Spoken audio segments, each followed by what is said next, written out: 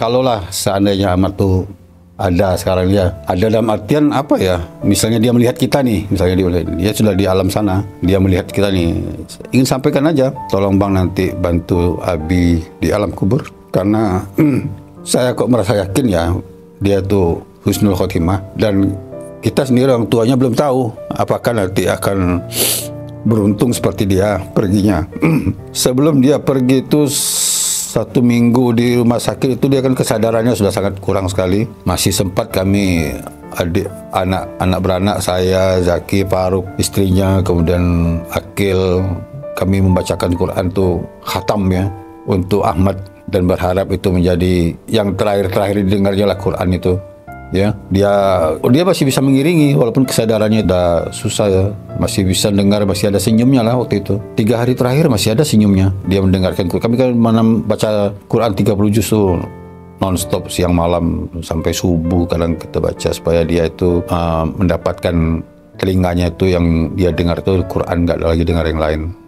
Karena kami sudah merasa juga bahwa kondisinya sudah tidak lagi bisa secara medis ya, karena dokter juga sepertinya tidak tahu lagi dia mau melakukan apa untuk Ahmad ini. Makanya kami putuskan waktu itu pulang ke Jambi, dan alhamdulillah di Jambi dia perginya di Jambi, sampai Jambi rumah sakit dia meninggal. Itulah yang paling sangat kami sampaikan, kalau dia melihat tolong bantu Abi, Umi nanti ya, karena dia juga hafiz ya, hafiz Quran walaupun belum bersanad, tapi dia anak yang hafiz ya. Mudah-mudahan dia memberikan syafaat kepada kami nanti, orang tuanya yang belum tahu apakah nanti akan seberuntung dia perginya nanti, masya Allah. Itu mungkin yang akan kita sampaikan kalau dia ketemu, kalau dia melihat kita. Tapi ya sekarang ini kami selalu mendoakan dalam sujud kami, dalam doa-doa kami, supaya anak kami itu diberikan kebaikan dan kemuliaan di alam sana. Mudah-mudahan dia tenang dan dia bisa diterima Allah dengan keadaan yang baik dan mulia. Mungkin itu yang bisa saya sampaikan sebagai orang tua ya. Kami bersyukur diberikan Allah anak seperti Ahmad, bersyukur sekali diberikan Allah amanah dengan Ahmad itu ya. Mudah-mudahan nanti Ahmad menjadi bekal kami untuk kami di alam nanti, di alam akhirat. Mungkin itu saja yang bisa saya sampaikan. Terima kasih. Assalamualaikum warahmatullahi wabarakatuh. Nah, ini mungkin khusus untuk teman-temannya ikhwan, akhwat atau ustadz-ustadzah yang ada di Asidiki ya. Sudah banyak, mungkin sudah dengar juga beberapa idenya tentang Asidiki, tentang dia juga di bagian BPK ya. BPK ya, dia kan membina karakteristik dan segala macamnya ya. Mungkin sudah banyak ide-idenya, baik secara tersirat ataupun tersurat yang disampaikannya, yang diceramahinya kepada kita.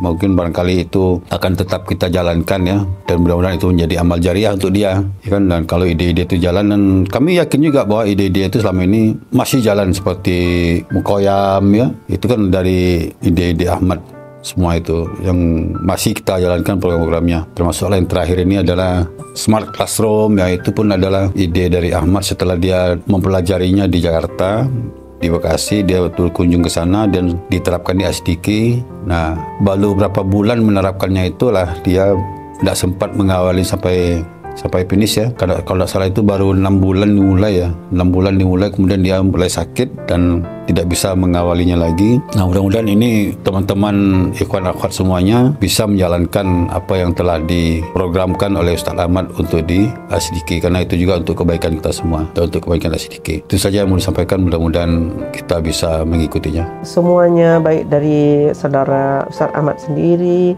keluarga, terutama juga kawan-kawan ustadz-ustadz, anak-anak di pondok gitu ya, karena banyak terakhirnya itu memang berinteraksi dengan ustadz-ustadzah dan anak-anak di pondok untuk dapat melanjutkan program-program tausiah-tausiah, nasihat-nasihat yang diberikan oleh Ustaz Ahmad ya, tentang akidah, tentang kedisiplinan, tentang kekuatan gitu kan. Misalnya beberapa program yang dibuat oleh Ustaz Ahmad bersama-sama dengan Ustadz yang lain ya, seperti latihan ALC itu ya. Itu kan bagus gitu ya, bersama-sama tuh dibuat. Nah, itu tuh kita lanjutkan karena memang mempunyai arti sendiri juga ya, baik dari sisi ustadz-ustadznya maupun anak gitu kan. Kemudian mengenai kuantum tahfiz tadi itu memang program yang sangat bagus untuk terus kita sempurnakan terus gitu kan. Itu ide-ide itu kan pertama itu memang dari beliau ya. Mudah-mudahan dengan melanjutkan usul-usul ide yang disampaikan dan sudah kita lakukan di Asidiki ini bisa menjadi amal jariah bagi Ustaz Ahmad di alam barzah itu, karena sampai bisa membawa Ustaz Ahmad dan kita semua bertemu kembali di surganya. Sebenarnya harapan kita kepada Ustaz Ahmad itu sangat banyak, dan beliau juga punya banyak rencana gitu ya. Dalam kondisi sakit itu bahkan beliau masih sempat menyusun program-program yang akan dijalankan untuk di Asidiki seperti itu ya. Nah, karena waktu itu ada program yang beliau susun, rencana untuk di Asidiki belum selesai, baru beberapa bab, itu pun akhirnya di-share-nya gitu ya, di-share-nya.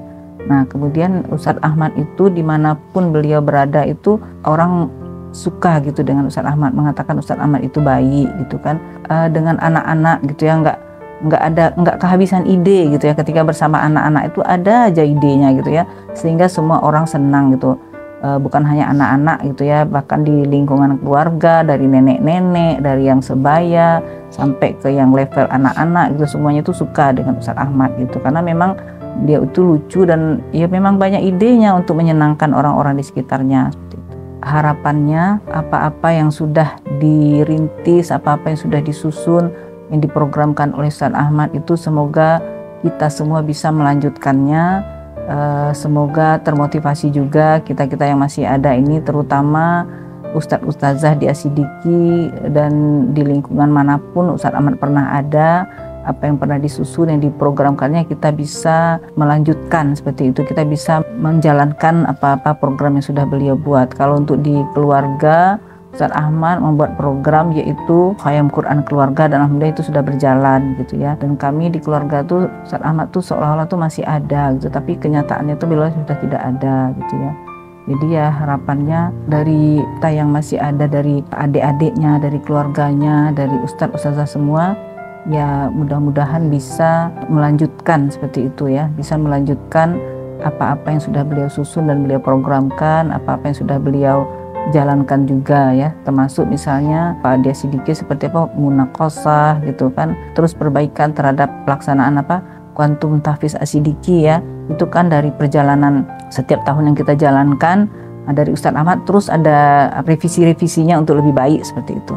Alhamdulillah di masa-masa terakhir itu saya sendiri sudah merasa sudah tuntas ya apa yang ingin saya bicarakan, apa yang ingin saya sampaikan, dan juga sudah saling berkomitmen ya, maksudnya bahwa kita akan terus berjuang melanjutkan perjuangan dakwah ini, melanjutkan amanah-amanah yang mulia ini, dan insya Allah beliau juga kepergian beliau adalah bagaimana cara Allah untuk mencabut segala kepenatan dan kelelahan beliau selama ini, perjuangan yang beliau lakukan, dakwah yang beliau lakukan, dan juga tentu sebagaimana yang disabdakan Nabi SAW bahwa kematian itu bagi orang soleh ya, insya Allah kami bersaksi beliau adalah orang yang soleh, maka kematian itu adalah cara Allah untuk mempercepat, untuk memberikan ganjaran dan memutus kelelahan ya, memutus beban-beban yang diemban seperti itu. Nah jadi alhamdulillah ya, insya Allah beliau di sana di alam barzakh ya, tentunya di alam kubur, mudah-mudahan kuburnya Allah jadikan taman daripada taman-taman surga, dan sudah menjadi tugas bagi saya dan keluarga yang ditinggal untuk terus melanjutkan perjuangan beliau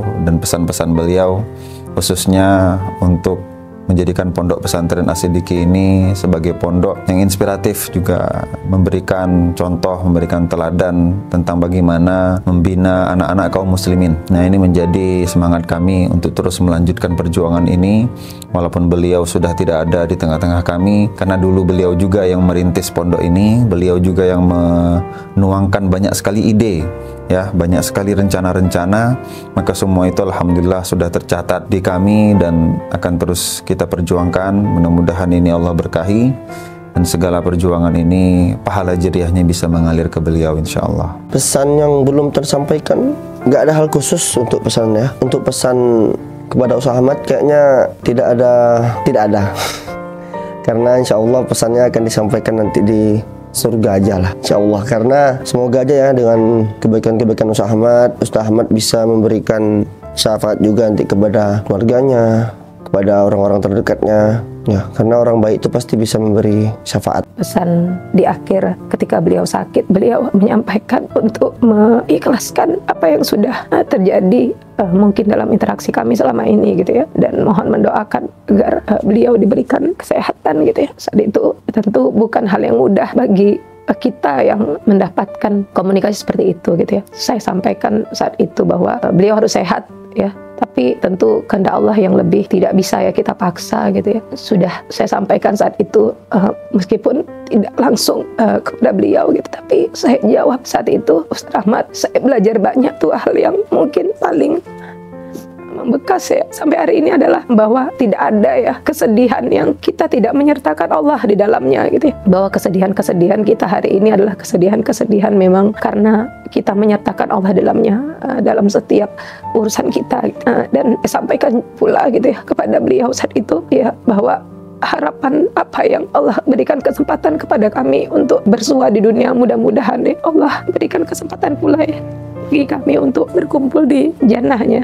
Tidak secara langsung mungkin gitu ya, tapi hal mendalam mungkin yang memang ingin saya sampaikan kepada beliau gitu ya. Karena tidak banyak mungkin orang yang saya temui ya, khususnya seperti beliau yang memang tampak kuat ya keinginannya dengan segala keterbatasan mungkin yang ada pada dirinya untuk sama-sama ya merintis dakwah pendidikan ya, khususnya di Asidiki yang mungkin pasti gitu ya berhadapan dengan anak-anak remaja itu butuh perjuangan gitu ya. Dan memang yang selalu juga beliau sampaikan bahwa kita ini mungkin belum tentu ya akan bertemu dengan hasil, tapi yang kita lakukan adalah merintis yang mungkin akan menjadi ya kebaikan bagi generasi selanjutnya, dan mudah-mudahan menjadi salah satu sarana kita ya untuk mendapatkan ya keberkahan dari perjuangannya kita di dunia ini yang Allah berikan ya masih nikmatnya untuk tetap sampai hari ini hidup ya. Mungkin itu. Kemudian yang pengen sekali, yang saya sesali, saya sakit, saya tidak sempat ya berjumpa dengan beliau gitu. Hanya WA, itu pun terbatas sekali. Beliau meminta dimaafkan semua, minta keikhlasan apa yang mungkin pernah dilakukan kesalahannya itu menjadi penghambat untuk kesembuhan gitu ya. Jadi itulah kalau Ustadz Ahmad melihat ini juga kan tidak mungkin ya, tapi beliau perjuangannya ya masih ada. Kita berharap generasi setelahnya itu tidak kehilangan sosok seperti beliau lagi. Generasi sekarang terutama siswa Asidiki harus mengenal sosok seperti beliau, salah satunya pejuang-pejuang Islam generasi saat ini yang istiqomah, yang orang mungkin mengatakan mungkin tidak mungkin ya, generasi sekarang itu banyak sekali godaannya, tapi beliau membuktikan bahwa beliau bisa istiqomah. Pesan yang belum tersampaikan untuk Ustadz Ahmad, alhamdulillah ya ketika di masa sakit beliau saya diberikan kesempatan oleh Allah ya untuk 2 kali menjenguk beliau ya di Jakarta. Dan ketika 2 kali momen ketemu dengan beliau itu memang tidak dirasakan beliau itu sedang mengalami sakit. Semangat ketika beliau sehat dengan semangat ketika beliau sakit ya dilihat dari pancaran wajahnya, kemudian dilihat dari senyuman, dan juga dilihat dari kata-katanya itu masih sama.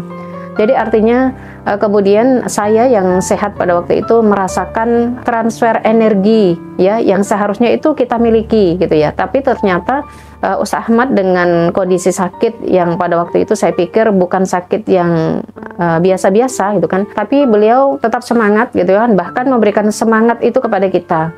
Artinya di balik itu saya menangkap bahwa beliau ingin berpesan kepada saya dengan kesempatan yang Allah berikan ya kepada saya, teruslah berjuang, teruslah untuk menyambung cita-cita dari Ustadz Ahmad gitu. Mudah-mudahan ya ini memberikan inspirasi ya terutama bagi saya untuk terus meneruskan gitu ya cita-cita maupun hal-hal yang belum tersampaikan dari asa yang ingin Ustadz Ahmad wujudkan, terutama untuk pendidikan yang lebih baik di SIT Asidiki ini. Jadi luar biasa ya, mudah-mudahan ini menjadi amal jariah dan juga menjadi pahala bagi Ustadz Ahmad, karena dengan ketiadaan beliau memberikan banyak inspirasi kepada orang-orang di sekitarnya, terutama saya, untuk bisa menjadi pribadi yang lebih tangguh dan juga lebih bersemangat lagi.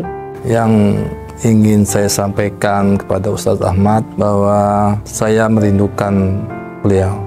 I miss you Ustaz Ahmad, dan saya mengucapkan juga pada beliau terima kasih atas segala yang diberikan untuk kebaikan pada saya dan kepada teman-teman, serta mudah-mudahan beliau menjadi inspirasi dan tauladan bagi banyak orang. Dan juga saya ingin menyampaikan mudah-mudahan Allah merahmati dan mengampuni beliau, serta menjadikan tempat beliau yang baru menjadi tempat yang bagian dari taman-tamannya surga Allah Subhanahu wa Ta'ala. Yang belum tersampaikan sama beliau itu ya sebenarnya banyak, karena beliau ini orangnya sangat terbuka untuk menerima masukan, itu sangat terbuka.